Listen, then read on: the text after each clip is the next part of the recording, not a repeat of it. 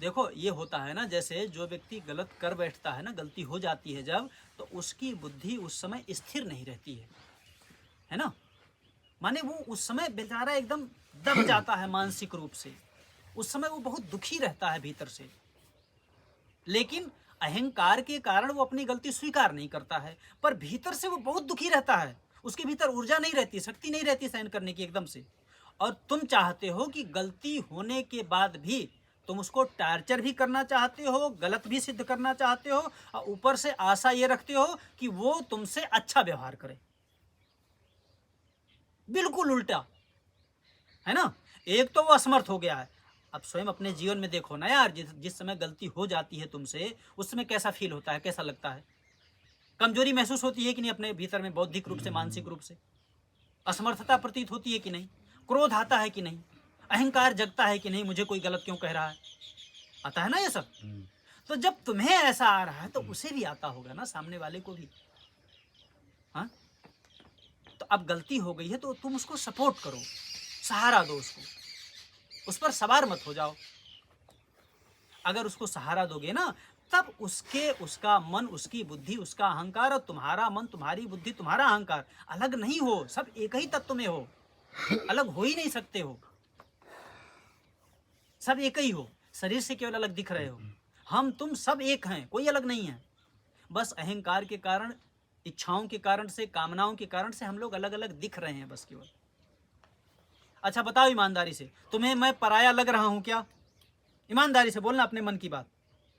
नहीं लग रहा है ना? क्यों नहीं लग रहा है? क्योंकि हम तुम एक हो यार।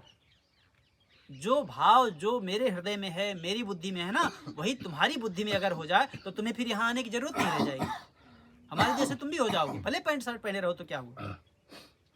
वो तुम कोई स्त्री हो, पुरुष हो, पति हो, पत्नी हो, माँ बाप हो, माने आपका बाह्य जो परिस्थिति है ना, वो चाहे कुछ भी हो। तो ये एक पूछ रहे थे ना क्या करें, तो इसी को पहले उतारना शुरू करो। तुम लोग भी उतारो, तुम लोग भी उतारो, सब लोग उतार तो सकते ही हो ना। हाँ,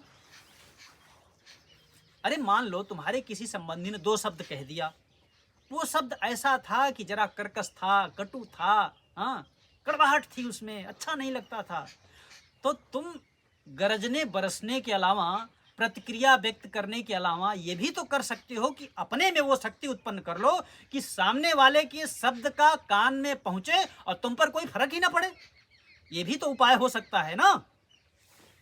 कि क्या यही उपाय है कि आपने, किसी ने तुम्हें गाली सुनाया और तुम माने पंखे की स्विच वहां दबाया, पंखा तुरंत चालू, तो तुम्हारा नियंत्रण किसी और के हाथ में हो, ये कोई अच्छी बात तो है नहीं।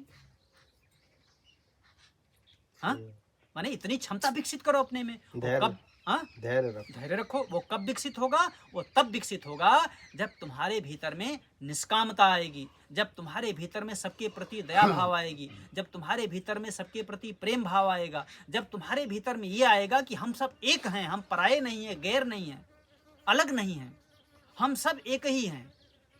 या अथवा ये मान लो कि हम सब एक से ही जुड़े हैं।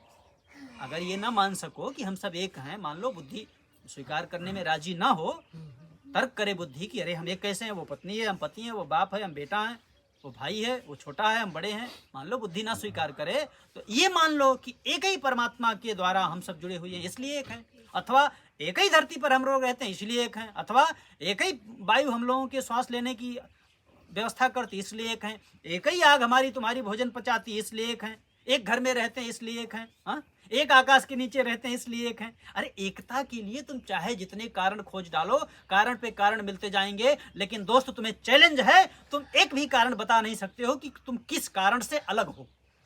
तुम बता के दिखाओ मुझे, कोई एक कारण बताओ कि तुम अलग हो। मैं तुम्हारे उस कारण को गलत सिद्ध कर दूंगा, तुम्हारे ही अनुभव से सिद्ध कर दूंगा। तुम बता के दिखाओ कि तुम पत्नी से अलग हो, या पिता से अलग हो, या बेटे, किसी से भी तुम अलग हो, एक कारण बता के दिखाओ कि तुम अलग हो। नहीं बता सकोगे क्योंकि है ही नहीं कोई कारण ये तुम अलग